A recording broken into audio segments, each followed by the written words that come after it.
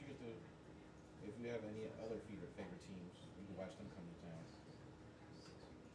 That would be cool for me because like, yeah, if I worked in the stadium, I would like love to see watch the Knicks play.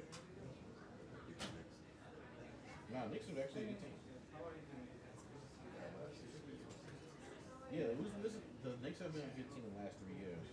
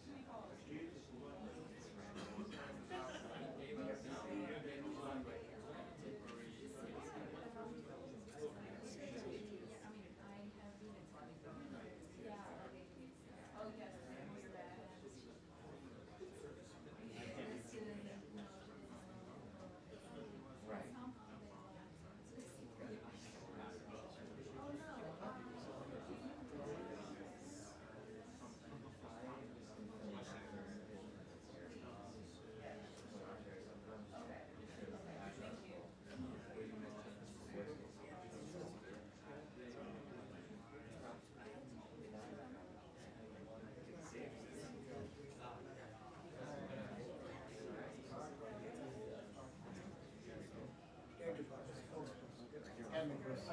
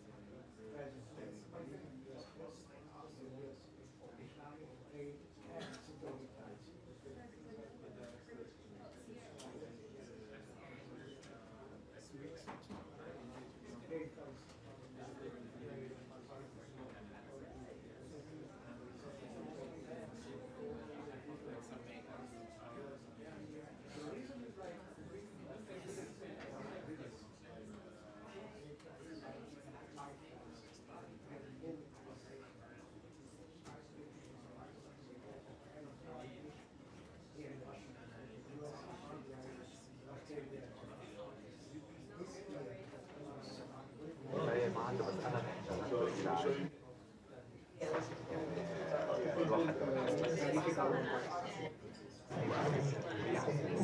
this time it's real. Because the guy who went to Kabul, the agent is from Pakistan, who's born in so we have later this year.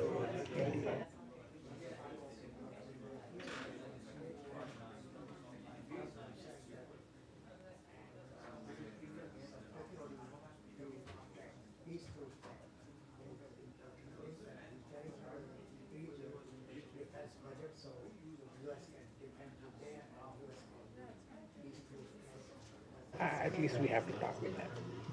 Yeah, interesting. So if he trolls Pakistan, well, that's very interesting because basically Amir Khan المنطقي should troll.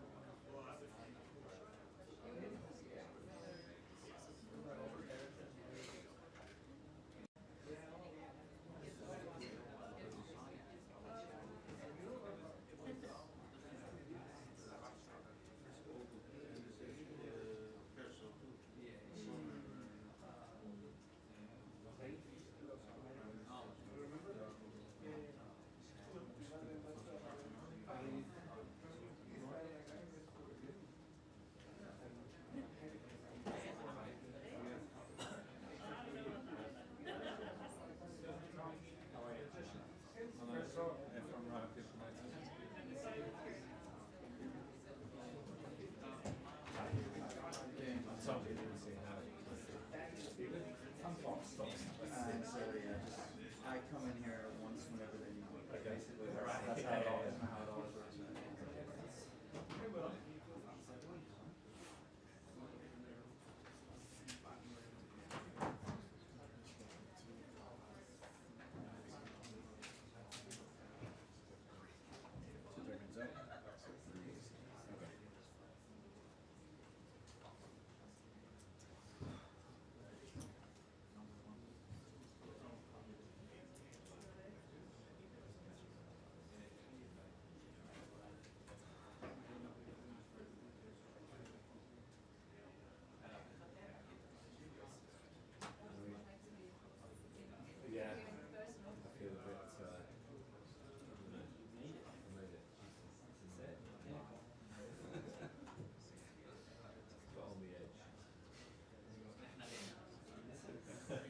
Oh, you guys are usually the second.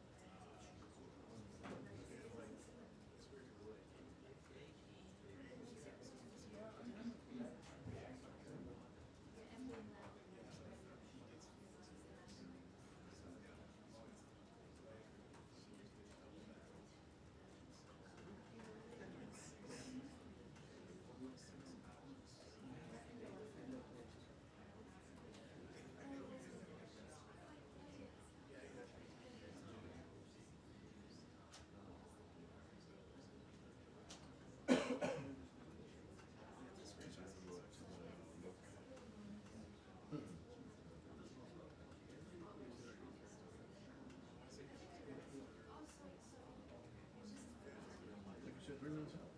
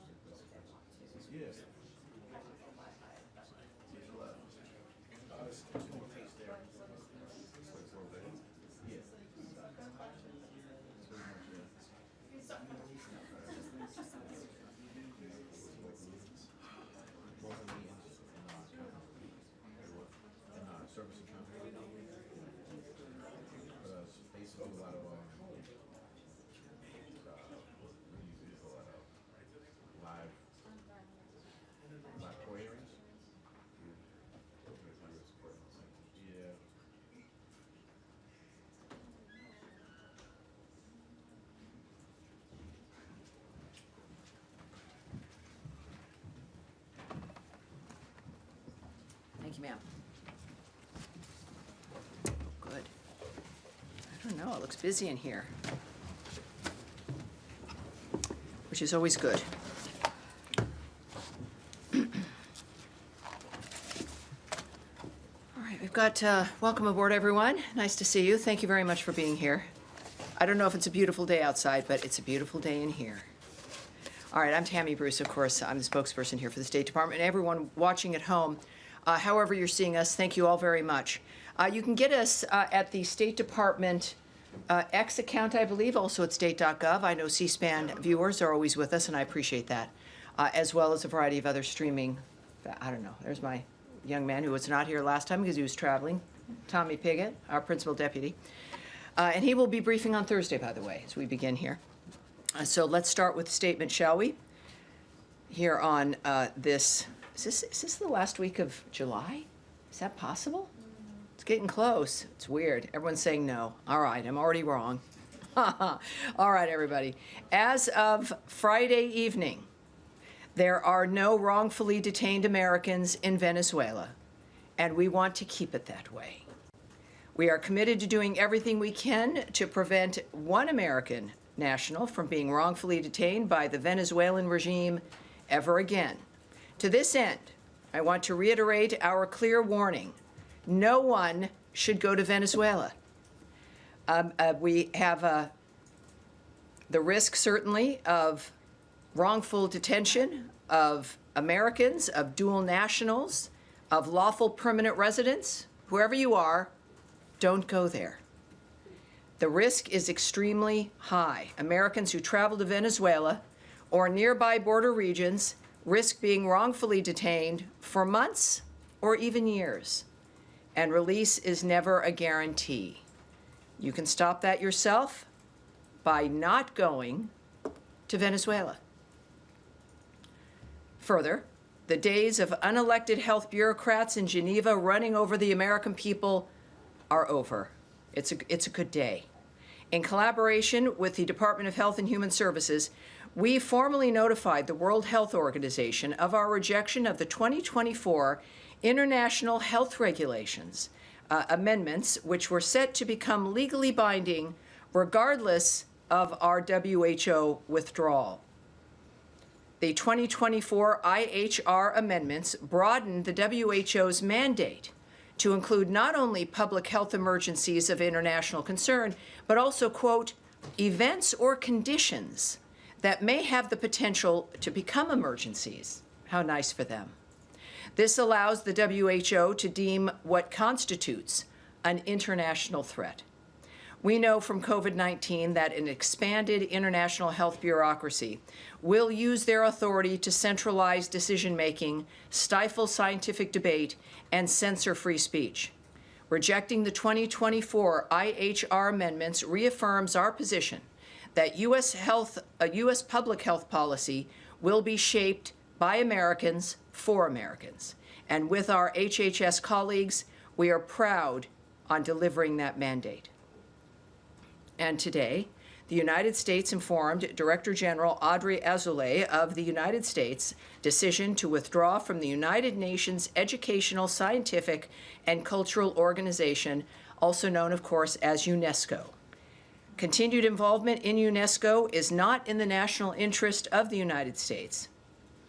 UNESCO works to advance divisive social and cultural causes and maintains an outsized focus on the UN's Sustainable Development Goals, a globalist ideological agenda for international development at odds with our America First foreign policy.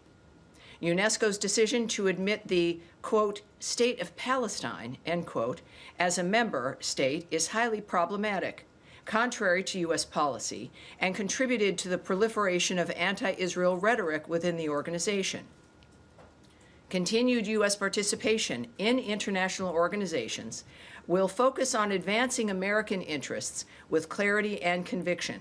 Based on President Trump's executive order, continued participation in international organizations is under review, and this is one result of that review, confirming the importance of making sure that all of what we do comports with the America First agenda. And finally, In today's topper, President Donald Trump met with Philippine President Ferdinand Marcos Jr. in Washington, D.C., following Secretary Rubio's meeting with President Marcos yesterday. Both meetings reaffirmed the ironclad United States-Philippines alliance as vital to peace and stability in the Indo-Pacific region, while advancing closer economic ties, including supply chain cooperation. Secretary Rubio announced plans to work with Congress to provide $15 million for private sector development in the Luzon Economic Corridor, part of a broader, more than $60 million initiative focused on energy, maritime issues, and economic growth. Both sides committed to regular high-level engagement as allies, particularly ahead of the 80th anniversary of the U.S.-Philippines diplomatic relations in 2026. So that is coming up, and I will now take your questions, and we'll go to Nadia. Thank you, Tammy. I have 2 quick questions. The first one is quick. The second is not that quick. The first one is about Syria. It's reported that Ambassador Tom Barak is going to chair a security meeting between between Israel and Syria. Is this to avoid the scenario we seen last week? Can you elaborate on this potential meeting between them? Well, what I can tell you is that all parties have reached a cessation of hostilities. We are calling on the Syrian government to lead on the next steps and hold all perpetrators of violence accountable for their actions. The United States government supports Syria's national unity and a peaceful and inclusive resolution with its minority constituents. I did speak with the Secretary briefly, actually just before coming up here, which is why I was a little bit late. But he expressed his optimism regarding the current situation, that there the Syrian government agreed to a boundary to not go into the Soweto area, but that there would be a boundary to make sure that jihadists were also not going in, to maintain some part of the peace, if you will, and he was enthusiastic about that was unfolding properly, and that everyone involved in the atrocities would be held accountable. And that could include people who also may be affiliated with the Syrian government. Obviously, a good opportunity for them to show their commitment to what needs to be achieved there. Yes, Caroline, your colleague said that President Trump, and I want to quote him just to be precise, she said that President Trump hated seeing pictures of starvation of women and children trying desperately to get to the aid. He wants to see it done in a peaceful manner. As you know, there's 1,000 people have been killed around the food distribution center. So how can the State Department or the administration fulfill the president's statement of what he said now to make sure that the food amount is increased more than the 80 million that you mentioned to us before, and to make sure that people are secure and not killed while they're trying to get the food? Right, that is clearly our North Star. It is the thing that is uppermost in mind for the president, to still get peace so that these issues are no longer issues. Also, in my conversation with the Secretary, he has noted that Special Envoy Witkoff is heading to the region now, to the Gaza area. And we all have, as the President and the Secretary and the envoy, a strong hope that we will come forward with another ceasefire, as well as a humanitarian corridor for aid to flow, that both sides have in fact agreed to this. So we are looking forward to that arrangement and to a possible framework, again, regarding a ceasefire. Remember, we had one before, which Hamas broke. But what the Secretary indicated was, again, an aid corridor that needs to be set up, that both sides have agreed to, that the humanitarian situation, of course, has been a main focus of what our concern has been, obviously. And so I'm hoping, as I mentioned to some of you earlier in the day in our conversation, that each day has the potential to have this be better. We're working on it constantly. And so I would suggest that we might have some good news. But again, as we know, this can be constantly a changing dynamic. Right. Correct. He's going to the region. Well, let me just say, this is a very quick conversation. It was on the telephone. He said the area, he said Gaza, the area. Now, of course, it could be, we have many, many partners there, many allies. So keep that in mind when it comes to the specific location of the envoy. I do not have that, but it's in a dynamic to where we're looking to finalize this arrangement. Yes, Andrea Mitchell, hi there. Thank you very much. Recognizing that, as you've stated many times, as we know, Hamas started this and can finish it. Yes, ma'am. I just want to take it from there, from where you just left yes. off. Is there recognition now that it is important to establish aid outside of that southern area in Rafah so that it is more accessible to people who don't have to travel these distances and deal with the IDF confrontations that inevitably have occurred? And I'd just like to follow up on that as well. Right. It's been always the intention, obviously, to have as many sites as possible. And again, it's been the difficulty of being in a war zone and what you can do and what you can arrange. The fact that we've had 3 sites up, and I think now it is nearly 85 million meals to date at the distribution centers that do exist. Clearly, it's not just a dynamic of wanting more distribution centers in a war zone. Our goal is to have not a war zone, and the aid corridor that the Secretary mentioned to me, so that multiple entities can deliver aid and whatever is needed in that region without being looted and hijacked by Hamas. Now, the initial plan, as it had been described to us, was that the so-called Gaza Humanitarian Foundation would have... Well, it really is called that. It's not. It's really called the Gaza Humanitarian Foundation, but go ahead. Well, they call themselves the Gaza Humanitarian Foundation. Yes, ma'am. That they would be using American contractors or other contractors for security.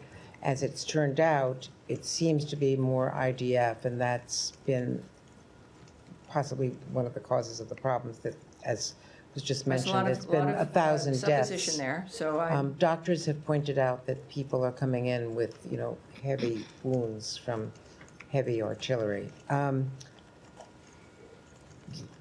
Is the possibility of having some sort of neutral contractors as the security force rather than the IDF?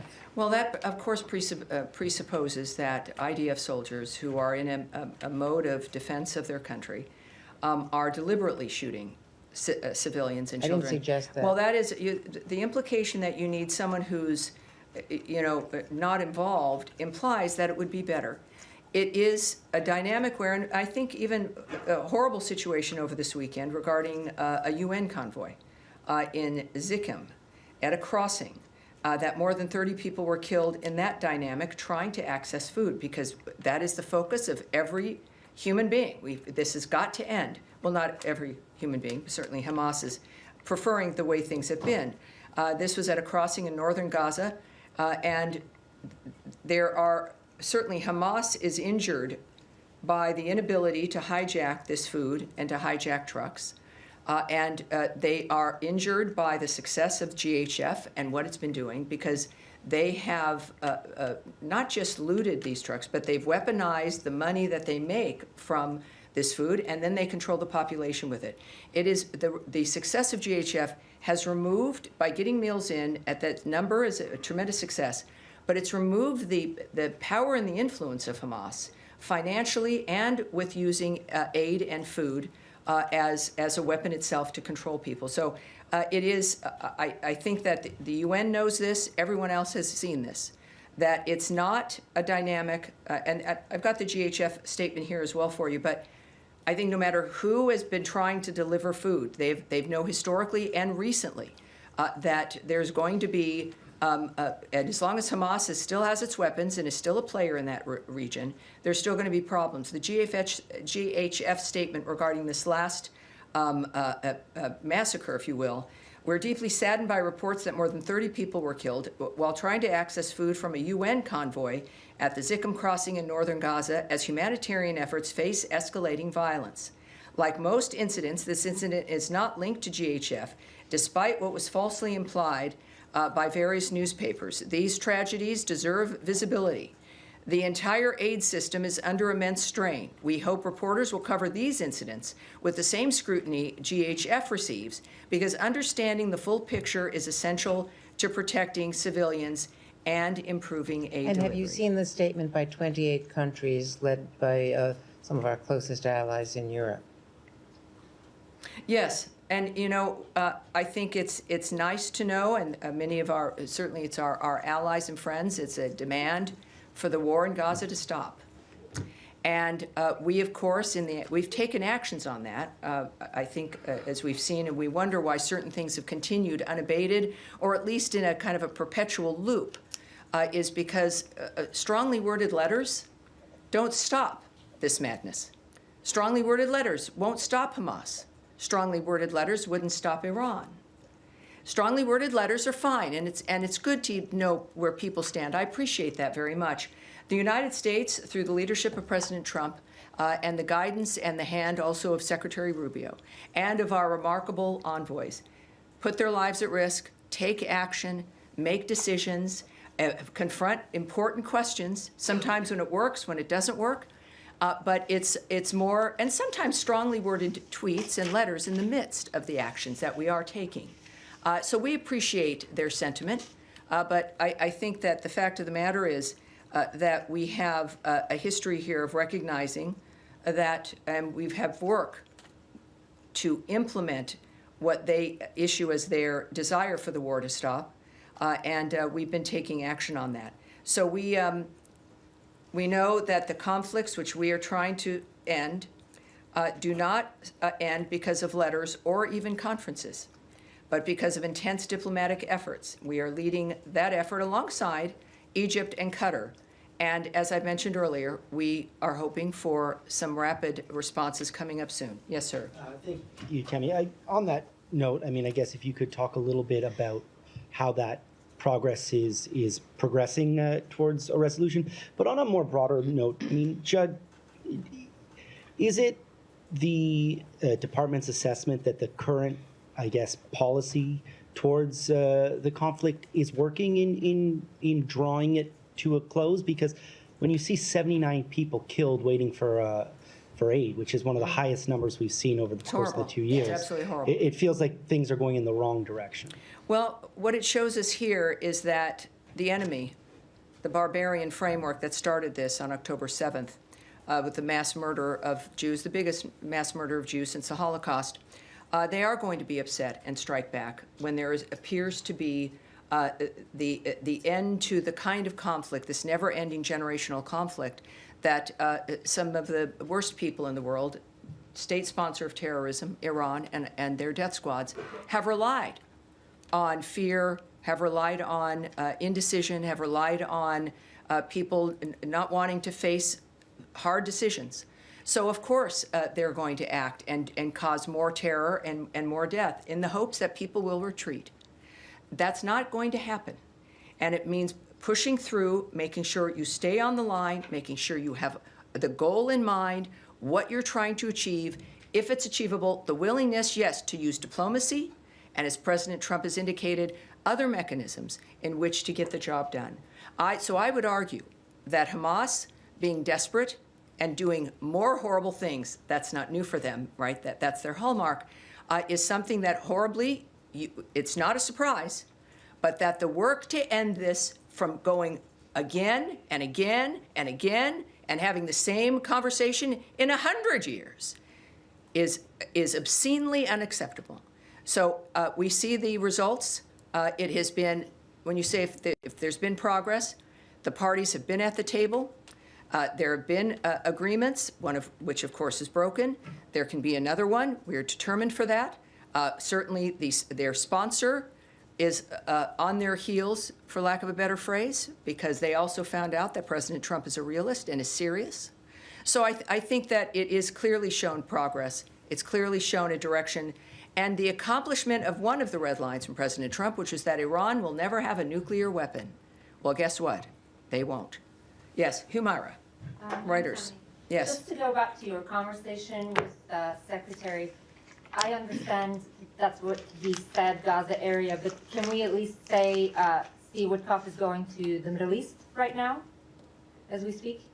Gaza area is a little Yes, bit of a yes. Middle East.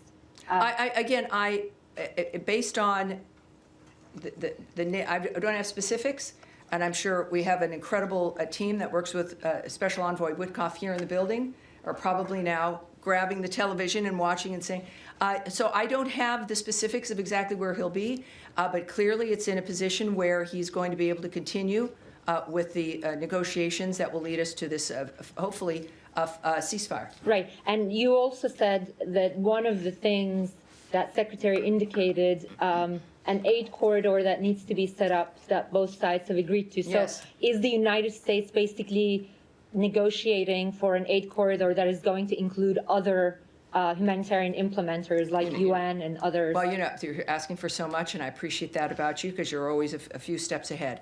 That would require speculation on my part. It would require guessing on your part. What I know is what I said to you based on what the Secretary said to me. And one more All right, thing. one more. In your answer to Nadia, are you actually confirming that this meeting is happening with U.S. Envoy Tom Barak and officials from Israel and Syria? And can you tell us where it's happening? No, I can't confirm any of that. Thank you. Yes, yes, ma'am. Thanks, Tammy. Going back to the American who was murdered in the West Bank, the president last week indicated there would be a meeting in which the Israeli government would give more information to the U.S. about his murder. Did that meeting take place, and what else can you tell us about that? There's not, unfortunately, there's not a great deal I can talk to you about the family and the nature of the conversations. Of course, we have confirmed the situation with his death. But the conversations or what has transpired at this point is not something that I'm able to share at this stage. And then another American was murdered in Syria last week. His family says that he was murdered by officials with the interim Syrian government. Is the U.S. planning to hold them accountable for this death? Well, again, you're saying something here that everyone hears. That is not something that I would confirm or would know or would say as a matter of fact, because a reporter says it here in the room. We can say, of course, that Secretary Rubio has emphasized the importance of prioritizing the safety and security of U.S. citizens. We can confirm the death of, and this is the Suwaida region, what we're discussing, of Syria last week, of U.S. citizen Hossam Saraya. We offer condolences to the family on their loss. We are providing consular assistance to them, but in the midst of the further conversations, I can't give you any more details except what we've already discussed. And then quickly on Haiti, the secretary announced yesterday that he had determined a number of legal permanent residents had ties to what has now been determined to be a Haitian FTO. How many people were affected by this? How did you determine that they had ties? Yes, again, for everyone at home, FTO is a foreign terrorist organization, so it's a very serious dynamic. Last month, Secretary Rubio determined that certain aliens with U.S. lawful permanent resident status who have supported and collaborated with Haitian gang leaders connected to Vive Ensemble, a U.S. designated foreign terrorist organization, are deportable due to the potentially serious foreign policy consequences of their continued presence in our nation. Vive Ensemble is a driver of the violence and criminality in Haiti, contributing to the island's instability. The Department of Homeland Security also steps in here. They will pursue the removal of these aliens from the United States pursuant to our laws. The Department of State defers to DHS on any update regarding removal proceedings regarding these aliens.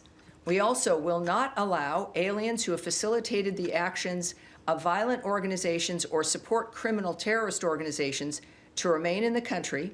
And of course, this demonstrates, I think it's safe to say, the administration's firm commitment to protecting the American people, advancing our national security interests, and promoting regional security and stability.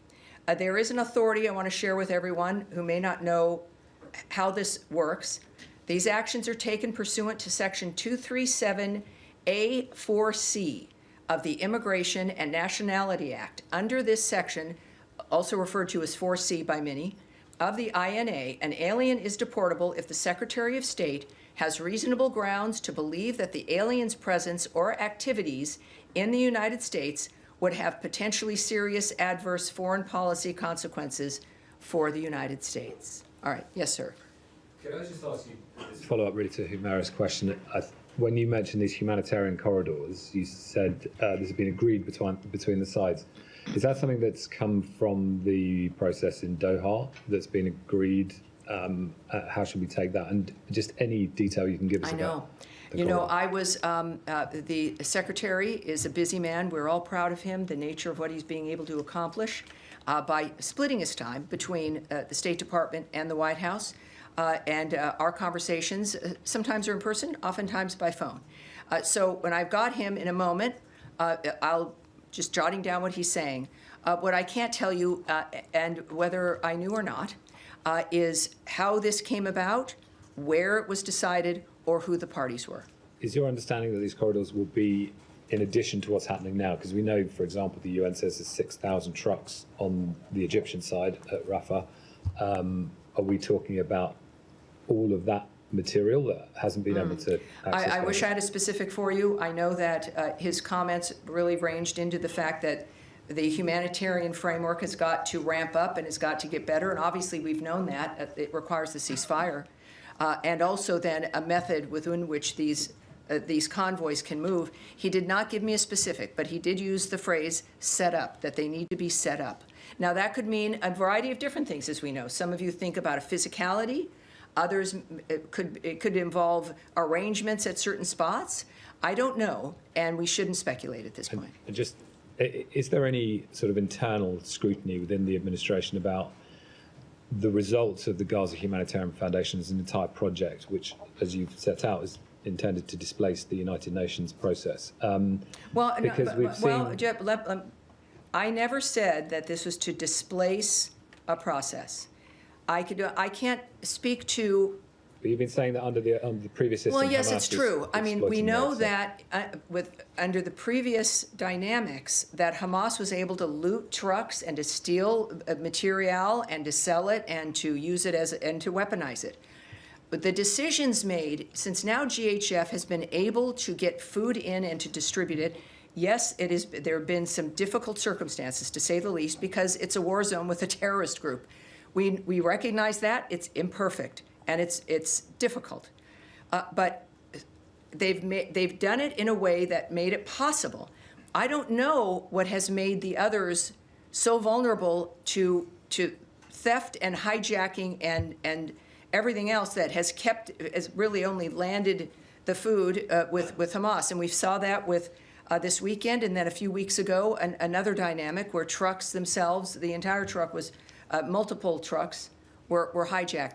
So I don't know the entire UN plan or their decision-making process. What I do know is that GHF did it differently, and the different approach has worked. But the result of this system is starvation, and everyone can see it. I mean, this is beyond any doubt now. And a bag of flour is costing $70. So the value of those commodities actually to Hamas or other groups that want to steal them has gone up under this system. Well, look, we know, without needing to refer you to the Treasury Department, that supply and demand is an issue wherever you are. And of course, we're talking about this as though it's like a city in distress. It is an obscene result of obscene mass murder and madness. It is not a normal environment. It's not a human environment. It is placing, as I've said from the beginning, the first victims of this situation have been the people of Gaza. And it is time, and President Trump has pointedly made this declaration about his intentions, is that this is going to stop, and it requires new ideas. It doesn't, the old ideas maybe were well-meaning, and they kept doing it. It was always the same result. Maybe it's well-meaning. I can't speak to that. What everyone needs to recognize is that the current situation works, and yet there is still this bizarre resistance. And look, I'm here because I love the country, as are our diplomats, and there are other things that go on in the world when it comes to finances and Hamas being able to use a dynamic like this for its own benefit. That's horrible. But what we know is that we had to get food to people in the meantime and then change the dynamic on the ground, and that's what we're doing. All right. I know, Saeed. Yes, sir. Thank you, Tammy. Two quick questions. A follow-up on Tom. Between the 20th of January till the 2nd of March, upward of 600 trucks were going in a day. There's no evidence of any trucks were being stolen, no evidence of violence around the aid and so on. Doesn't that speak well of the former system that was in place to get aid in? Well, without knowing what you're referring to or having the data or who's reporting those numbers, that would be speculation on my part. What we do know is that in the immediate aftermath of October 7th, the defense that Israel was applying regarding that dynamic, the efforts to get food in to Gaza, even recently, have failed miserably. We do know that everyone, as they had stopped food delivery because of the dangers on the ground. That was the driving force. Was even for us before GHF was we want to get material into the region, but we want to be able to do it somewhat safely and without it being looted or taken by Hamas. And no one had ideas about how to make that happen, and the GHF plan achieves that. What comes after this, I can't also tell you. That's a different, and there will be a day when we're discussing the redevelopment of Gaza and new issues about the markets of Gaza and the peace of Gaza and who's running Gaza. Those will also be maybe fraught conversations, but boy, I think we both look forward to those days. Yeah, another quick question. Yesterday, the Chief of Staff of the Israeli Army, General Zamir, said that the current strategy, including storming Deir al-Balah with tanks and so on, and including apparently the starvation strategy, is aimed at forcing Hamas to release the hostages. And today, Bezalel Smotrich, the finance minister, said that they have a green light from the Trump administration to basically remove Gazans by force and create. I need to stop you right there. I can't have a conspiracy theory, an accusation against President Trump about what someone says that they've been allowed to do. Saeed, we can't have that. And that's not something that belongs in this room with everything at stake, with so many people at risk. And then your answer is to bring up a conspiracy theory about what Donald Trump is saying or not saying. It's one thing to hear someone say it. It's another thing to bring it up in a serious room, of which I've shown you respect throughout. And that is unacceptable. And so we're going to move on. Yes, in the back, sir, La Stampa. Yes, sir. Yeah, thank you, Tommy. So about Israel, has anything changed between the relationship between the United States and Israel after the strike on Syria and the killing of all those Palestinians, although the Israelis are defending themselves? So can you elaborate a little bit? I would say you should ask the White House regarding their posture and what they've been experiencing. What I know is the president and the secretary in their conversations, in their attitudes about the world and what needs to happen have been consistent. That they don't view Israel or any one of our allies or friends, they're not fair weather friends. These are relationships. So it's not about changing relationships. It's about navigating what happens in the world and working with people who can help us make peace and get to the road that I think it's fair to say, certainly most of the nations that are our allies and partners want peace in the world. And that is our goal. Thank you. Yes. Just a quick clarification question on Special Envoy Witkoff's mission. You said that the humanitarian framework in Gaza has got to ramp up, but that you've been understanding that it requires a ceasefire first. No, you've misunderstood me. That's why I'm checking. It can be a ramping up, as an example, of GHF, who are continually working on how to expand and to have more areas in which to get food delivered. I would consider part of that, but if you're looking at scores of other organizations moving into that's only going to happen when it's safe. So when we think of ramping up, you can have that with more distribution sites for GHF or others who perhaps adopt their technique and strategy. But of course, if we're speaking of a normal environment, that requires a ceasefire. The carnage has got to stop. Hamas has to lay down the weapons that they have, and they've got to release the hostages. That was the other note that the secretary made to me, was the expectation of the release of hostages. I did not get whether it was a particular number or all of them, but that is something he mentioned. All right. Okay. Yes, Sean. Sure.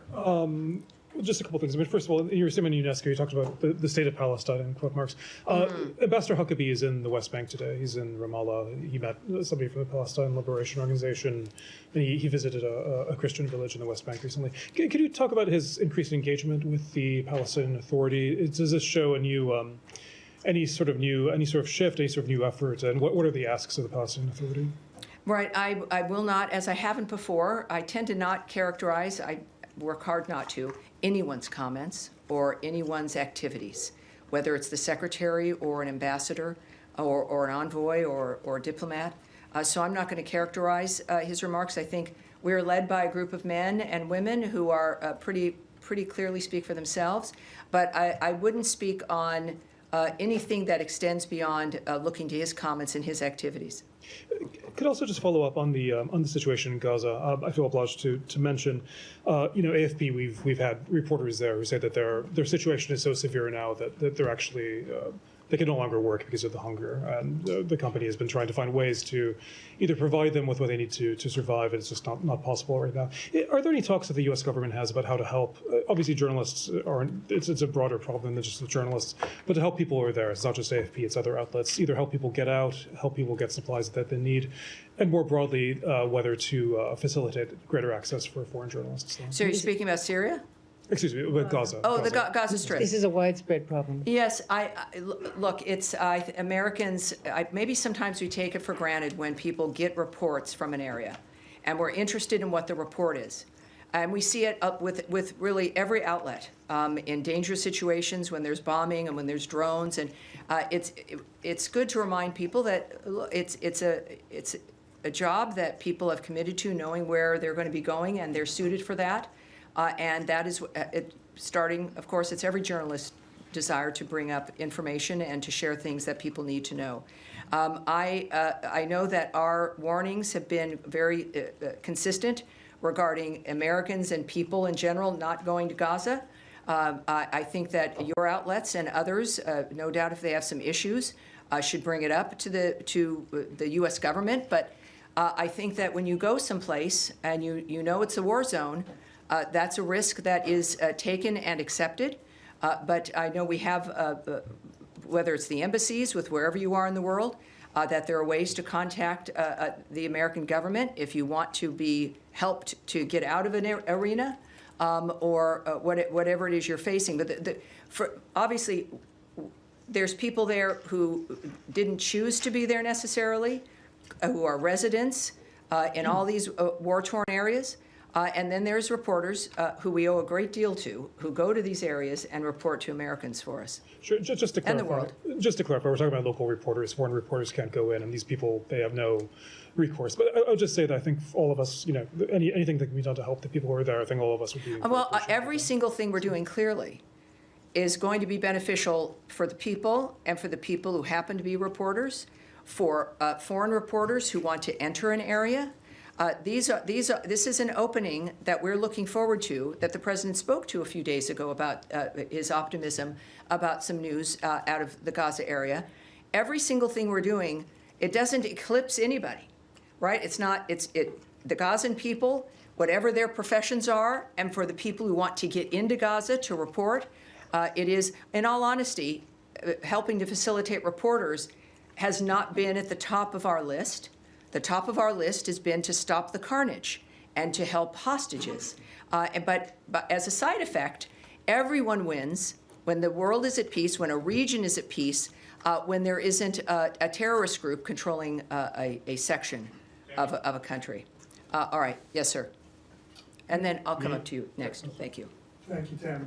Two topics for you. Number one, Justice Department officials held a discussion on Thursday with the parents of Malky Roth, the American citizen who was murdered with two others in the Sbarro bombing in Jerusalem back in 2001. The discussion centered around the possible extradition of Jordanian national Ahmed Tamimi. The Jordanians get $1.5 billion a year in foreign aid. Democratic and Republican administrations have skated by on this extradition issue for a decade and a half now at least. What's preventing Secretary Rubio from pushing the Jordanians to finally go through with this extradition? Well, I would reject the premise of your question that nothing stops Secretary Rubio. But secondly, you've said a lot of things that I don't know where you've received that or what the context is or if it's completely accurate. So I want to get you an answer. We're going to take that away to see what we can get for you. Second, can I get a second topic? One more. In terms of Syria going forward, some of the sanctions obviously have been lifted by the Trump administration and some more on the way. Some, though, are determined by Congress, like the Caesar sanctions. Yes. There's two competing bills right now in Congress.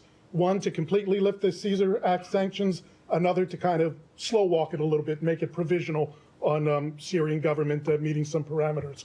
Is there a particular preference that the Secretary has here for implementing the lifting of the Caesar Act sanctions? I have nothing to preview for you regarding a choice that the Secretary might make. He's, of course, involved in every dynamic. The sanctions have been lifted because we want Syria and its government to have a chance to become stable. It has been very clear what the requirements are. We know we have to work for it to become stable because it's unstable. And so that's our focus, is a very intense dynamic to see if Syria can become part of the regular crowd of nations. That said, I mean, that's the original commitment, why sanctions were lifted. It couldn't work, sanctions that were on Assad.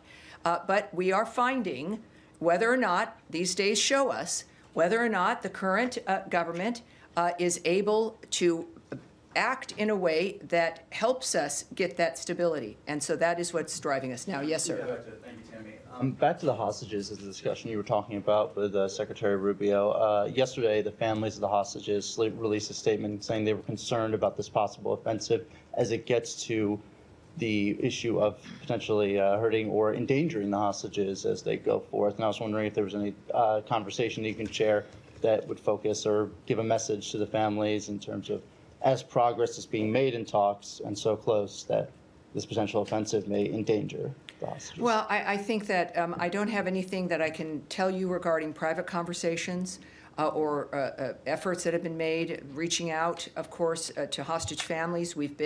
That has been a highlight of part of the obscenity of this entire event, is that they continue to hold live people and dead bodies. It is an excruciating, barbaric environment.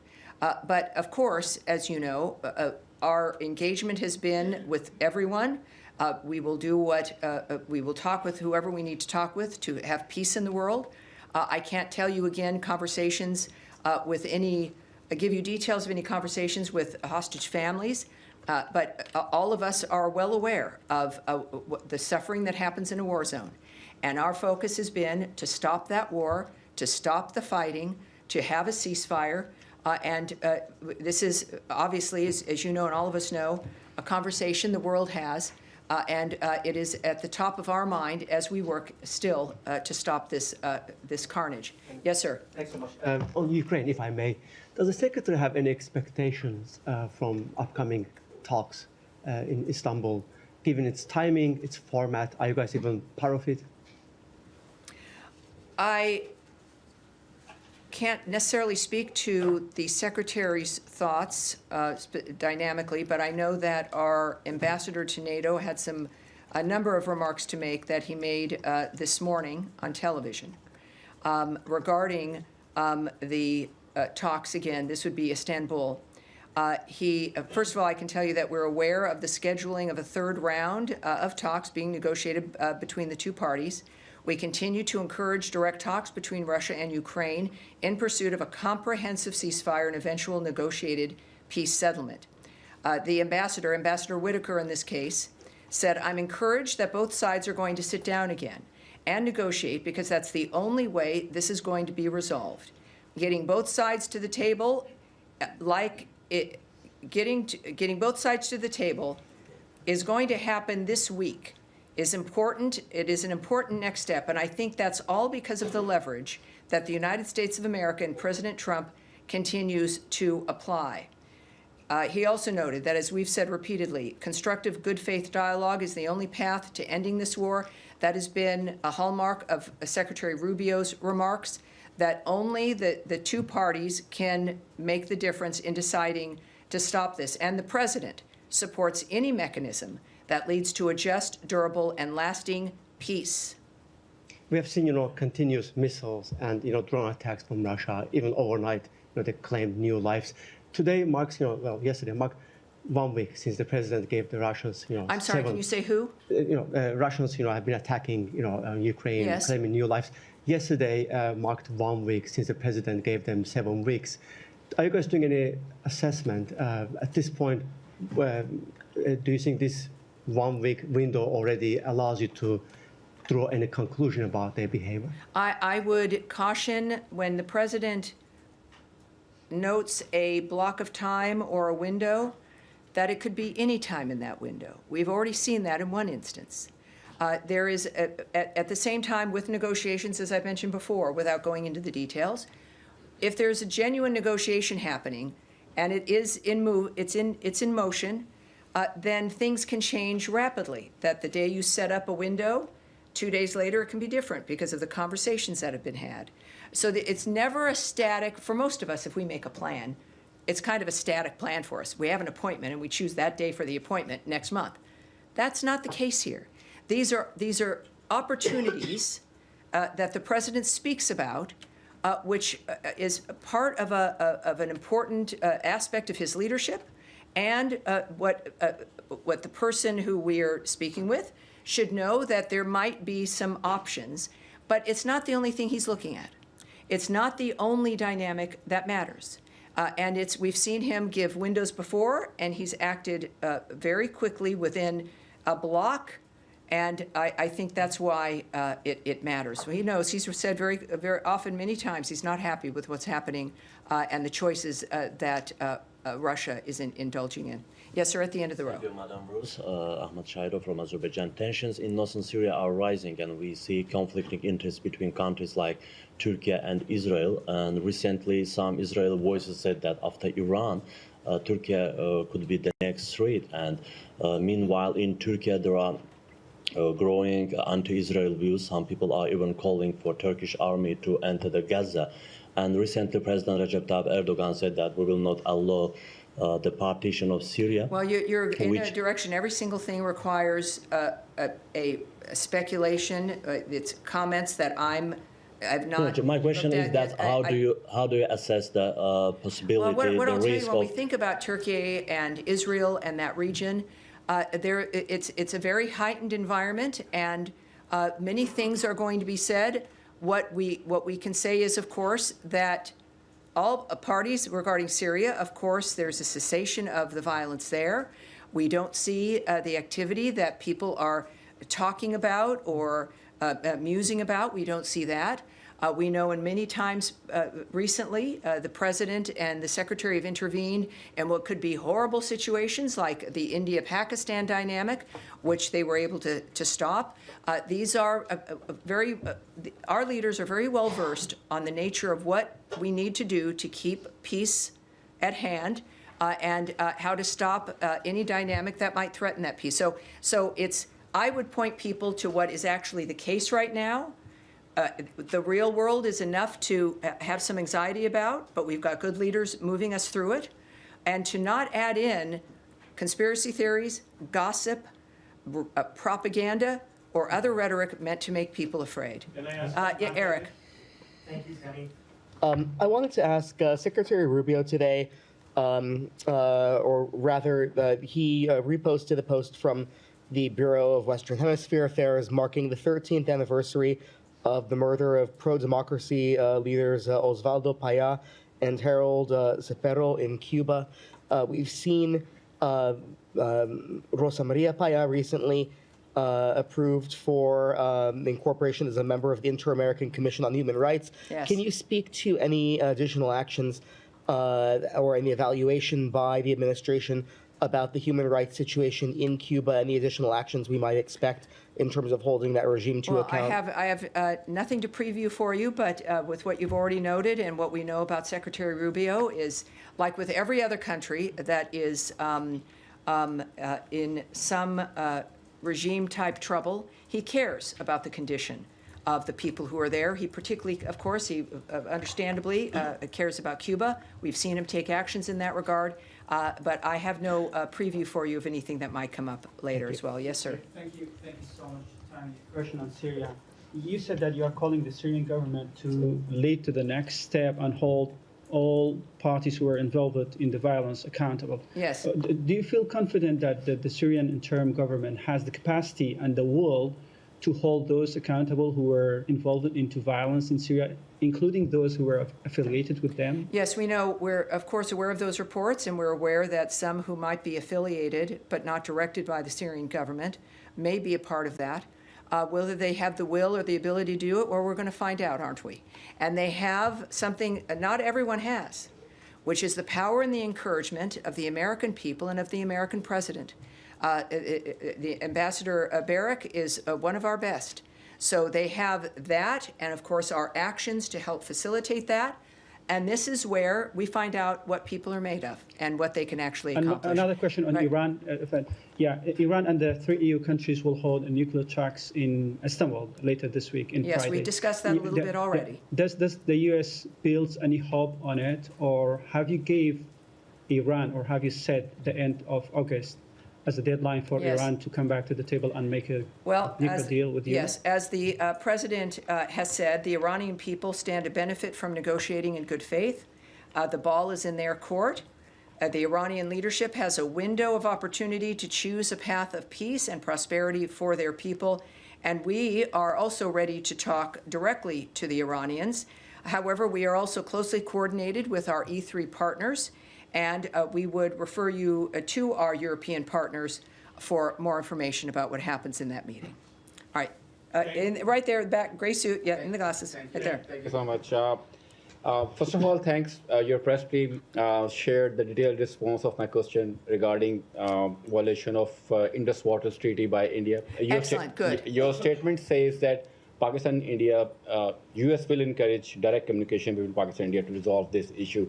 But I remember President Trump, when he was in Saudi Arabia, he asked Secretary Rubio to invite the leadership of Pakistan and India to normalize that relation between the two countries. He, after stopping the war between India and Pakistan, he also offered to mediate on Kashmir. So I was just curious, like, what are your thoughts that, okay, direct communication on Indus Waters Treaty, but what about Kashmir and the relations? And there are not many questions here make me smile. And we have a lot of good news. And it's I know we talk about the bad news because things need to be fixed, and then you have a focus on it, and then we know how to move forward. And also the fact that, yes, when I say we're going to take a question back and we need more information, you're the proof that, in fact, we do get back to you. And we have Pakistan, who's going to be here for a bilat, and I'll be participating in that, so I'm looking forward to that as well. One more question. President Trump, on many occasions, he said that he will knock out ISIS, Daesh from all over the world. We have seen some success in Syria and Iraq, but this group is again organizing in Afghanistan, ISIS, Al-Qaeda, TTP, BLA, and many others. So when we are expecting any targeted strikes against these terrorist networks in Afghanistan? Well, we know, of course, from his first term that he obliterated ISIS. And then we had a 4-year gap where they had opportunities to regenerate themselves. While I won't get ahead of the president, but we can all look at his previous performance and his commitment. And very often, of course, that can give us a bit of an idea of how he's going to be moving forward. All right, yes, in the back in the white shirt, sir. Thank you so much. I would like to ask about... Can you say your name and your outlet, please? My name is Yordana from Khabar Agency. All right. So according to information from Russian Borders Customs Service, the main trading partners... Keep going. Keep going. Main trading partners of Russia are China, India, Turkey, and Kazakhstan. Do you have any message to those trading partners of the Russia, according to the secondary sanction tariffs? If we have a message to anyone who's trading with Russia, that will come from the president and through actions that we take as a government. And we will use information that we have that we've confirmed here, as opposed to maybe a report from a Russian border agent. But I appreciate that, and we've been very clear about our concern that there are multiple countries who are party to what's happening between Russia and Ukraine. And those who, like with China, where there's like 80% of dual-use material is from China for Russia. So We understand this. It's an open globe when it comes to trade, but the President and the Secretary have many tools in their tool chest when it comes to how to address that issue of supplying regimes that are causing trouble or are certainly affecting our national security. And we do that regularly. And of course, that is always open. And so no one should be comfortable when it comes to the choices that they make. They should be careful when it comes to who they trade with and who they supply. In the pink jacket in the back. Yes, ma'am. On UNESCO membership, we have observed what appears to be a broader trend of disengagement from international organizations recently. And specifically, for example, no U.S. representative has been appointed to the Organization for Security and Cooperation in Europe, OSCE, an institution rooted in Helsinki Accords. Another position vacant is the International Atomic Energy Agency, a seat in Vienna. Can you clarify whether these absences reflect a temporary delay in appointments? When we look at the website, we are seeing many absences. Or is the U.S. signaling a longer-term strategic withdrawal from these institutions, particularly the IAEA and OSCE? All right. Also, your name and what is your outlet? Sarah, Halk TV Turkish. Excellent. Well, welcome aboard.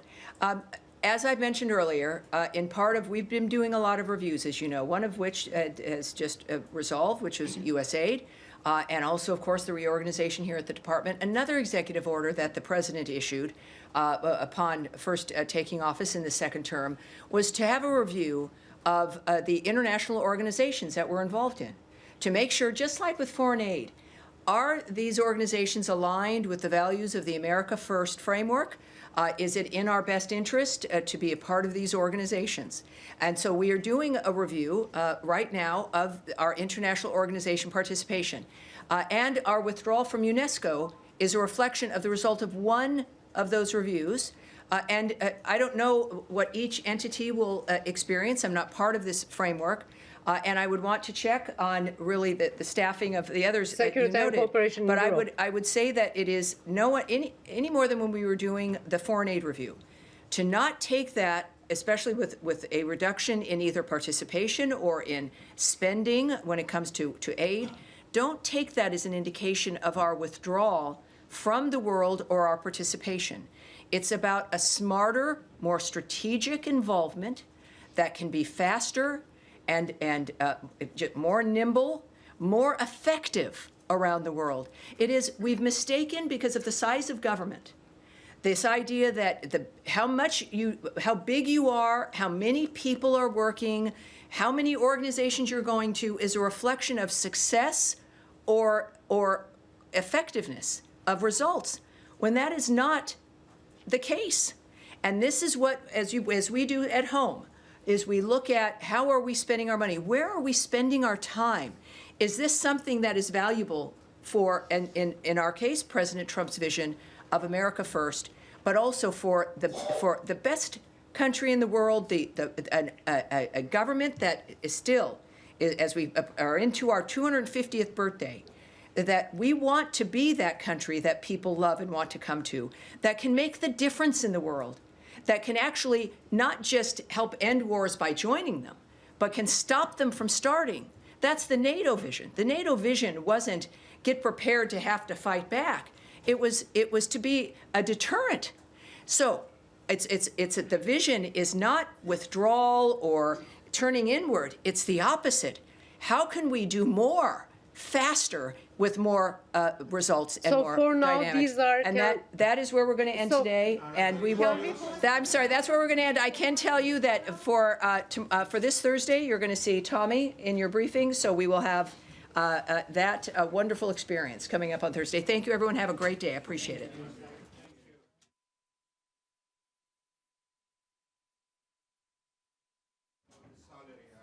Well, I hope everyone appreciates me. I don't know. I'm sure some don't.